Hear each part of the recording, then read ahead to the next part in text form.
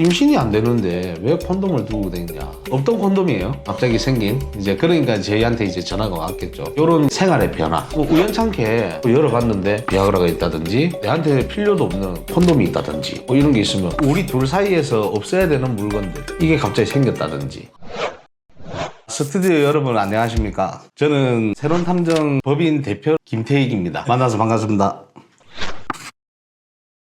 끝까지 모르는 경우 아니요, 다 드러나요. 그래도 뭐 부부가 1년을 살았든 2년을 살았든 뭐 5년을 살았든 10년을 살았든 그게 중요한 게 아니고 내 배우자가 패턴이라는 게 있을 건데 요즘에 안 하던 짓을 한다든지 표시는 다 나요. 속옷을 유난히 자주 갈아입는다든지 그런 거 다 봐요. 그리고 진짜 깊이 관찰하는 사람들은 옷 입는 순서까지 기억해놨다가 그것까지 그렇게 하는 경우도 있어요. 근데 아닌 경우도 억울한 사람들도 많아요. 불륜이 아닌데 의처증, 의부증으로 시작돼가지고 괴로워하는 사람들도 의외로 많아요.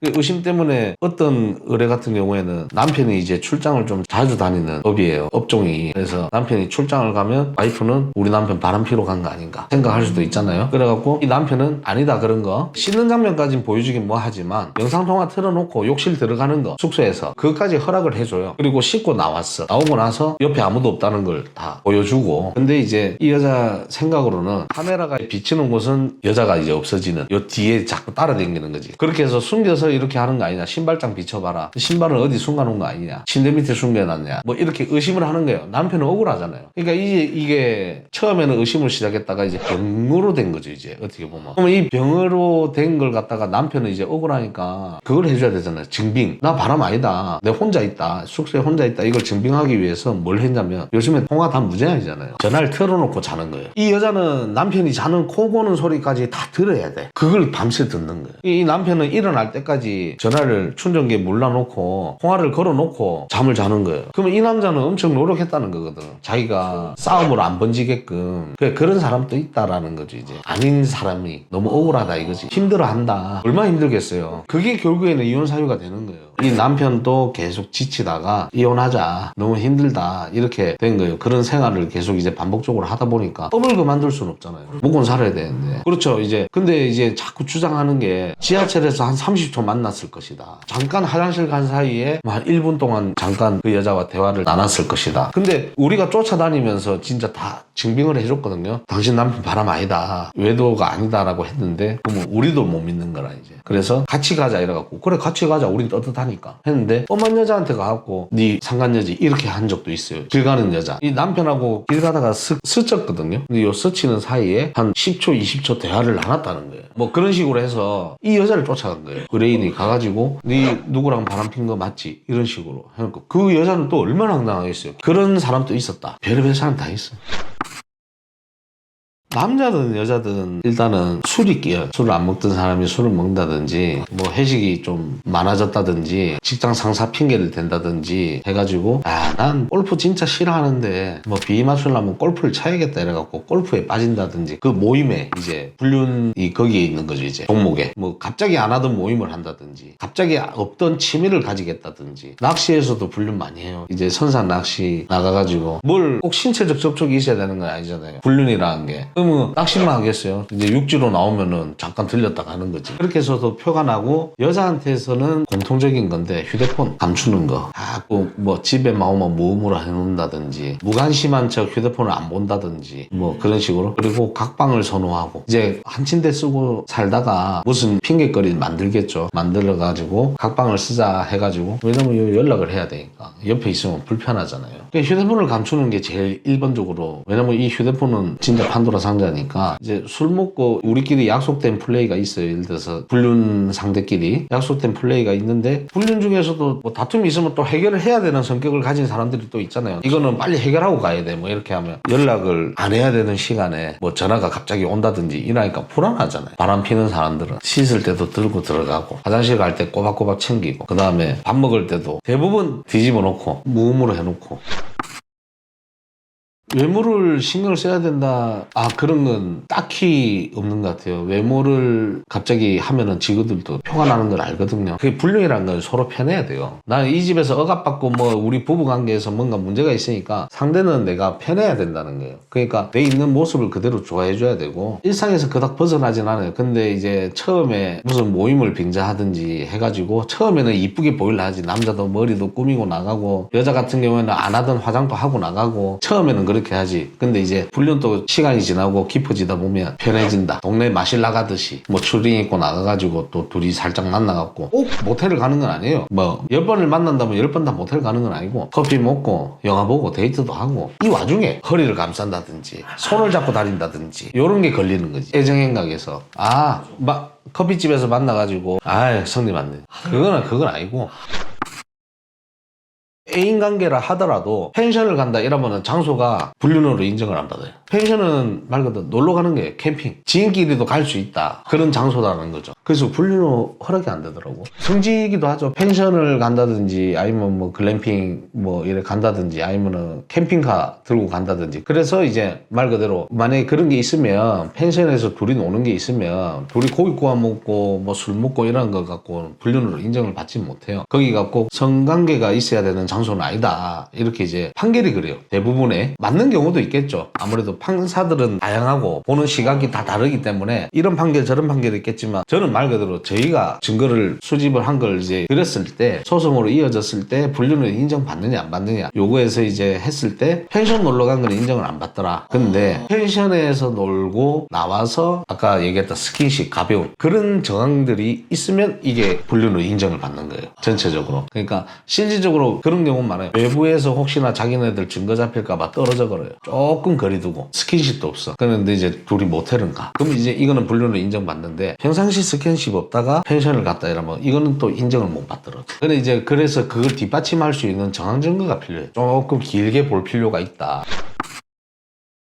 그렇죠. 아까도 얘기했다시피 너희 남편이 너랑 하기 싫대. 재미없대. 야, 너희 남편이 이라서 싫대. 내랑 하는 게 좋대. 이렇게 얘기를 했거든요. 그렇듯이 당연히 그러면 관계가 주는 거예요. 정황 증거로는 싫다 하면은 그냥 나 요즘 피곤해서 안 해. 뭐 힘들어. 뭐 이렇게 하면은 그게 정황 증거로는 채택이 안 되는 것 같고 그냥 이제 거기서부터 시작인 거죠. 의심의 시작. 요즘 왜 내를 터치를 안 하지? 안 건들지? 이렇게 이제 하는 거랑 뭐 비아그라 이런 거 이제 지갑에 내랑은 안 하는데 약이 있어. 이상하잖아요. 그리고 여자가 폐경을 맞이했는데 임신이 안 돼. 근데 왜 콘돔은 들고 다니까? 이거에서 또 시작이 된 것도 있어요. 임신이 안 되는데 왜 콘돔을 들고 다니냐? 없던 콘돔이에요. 갑자기 생긴. 이제 그러니까 저희한테 이제 전화가 왔겠죠. 요런 생활의 변화. 뭐 우연찮게 열어봤는데 비아그라가 있다든지 내한테 필요도 없는 콘돔이 있다든지 뭐 이런 게 있으면 우리 둘 사이에서 없어야 되는 물건들 이게 갑자기 생겼다든지.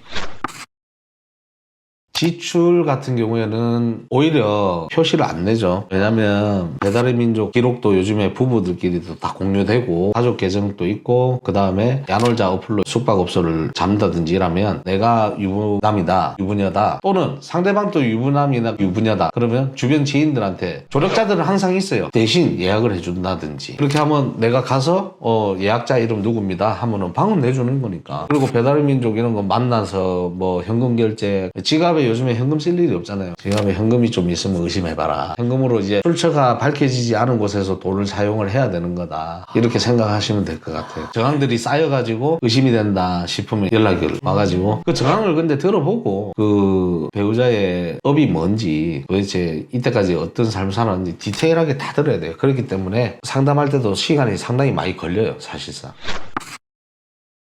굉장히 지능적이었고 굉장히 호흡이 잘 맞았던 우리도 못 찾을 뻔했어. 애인이 있다면 짧게 끝나는 거거든요. 대부분 한 일주일이나 2주 정도 지켜보면 되는데 진 한 달 정도 우리가 지켜봤던 것 같아요. 결말 죽이죠. 결국에는 1번의 남편이 알게 돼갖고 그러면 이걸 숨겨줄 수 있는 조력자라면 얼마나 가깝겠어요. 그러면 1, 2, 3, 4 여자가 있잖아요. 1번의 남편이 2, 3, 4번의 남편들하고도 다 알고 지내는 사이거든요. 그 남편들한테 이 증거를 다 뿌린 거예요. 뭐 사초가 났는지까지는 모르겠는데 일단 소송으로는 다 들어간 걸로 저희가 이제 변호사한테 들은 거는 소송 잘 됐다. 결과가 만족스럽다.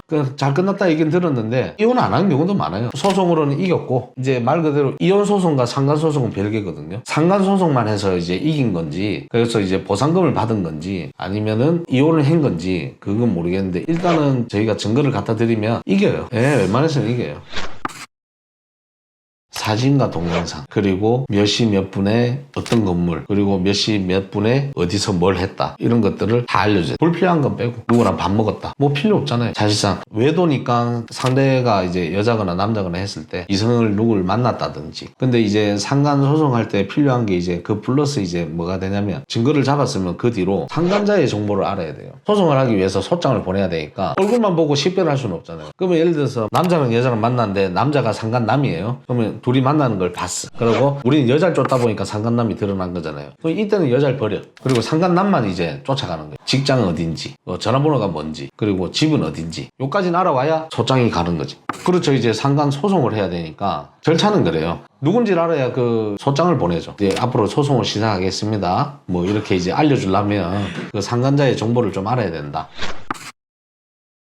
소송 종류에도 참 많은 게 이제 지방 같은 경우에는 경남이나 부산이나 전라 지방 이런 데는 보면은 소송을 하기 위해서 하는 거는 감정싸움. 말 그대로 감정이라 하면은 괘씸해서 배신감 이런 것 때문에 열이 받아서 내가 손해를 보더라도 이 사람을 괴롭히기 위해서 하는 감정싸움이라면 서울 경기권들과 집값 비싼 거 아시지요? 집 한 채 뭐 지방이면은 4억 6억 하는 집이 여기 똑같은 조건으로 만약에 서울권으로 들어오면 30억이 넘어가고 이렇기 때문에 여기는 지능 싸움. 어떻게 해갖고 유책을 잡아갖고 단 5%라도 10%라도 더 뜯어올까 이런 지능적인 부분에서 감정 싸움보다는 머리 싸움, 재산 싸움 종류가 그렇더라고요. 저희가 지금 하나 하고 있는 거는 121억 원을 두고 재산 분할을 지금 싸우고 있어요. 자, 그러면 상대방 유책을 10%만 만들어도 10매덕이 왔다 갔다 해요. 그러니까 얼마나 머리를 서로 써야 되겠어요. 어떻게 해서든 서로 유책을 잡으려고 한 명은 방어를 어떻게 해서든 열심히 하고 한 명은 공격을 최대한 열심히 하고 이왕 헤어지는 마당에 한 푼이라도 더 뜯어오자. 근데 밑에는 뭐 5% 10% 해봐야 그렇게 막 내가 쓴 비용에 비하면 그렇게 막 충족되는 금액이 아니에요. 근데 우리는 지방이나 서울이나 경기나 뭐 이런 데 보면은 받는 비용은 똑같아요. 어딜 가든가 받는 비용은 똑같은데 같은 돈 주고 쓰는데 결과물이 아예 확 달라지죠.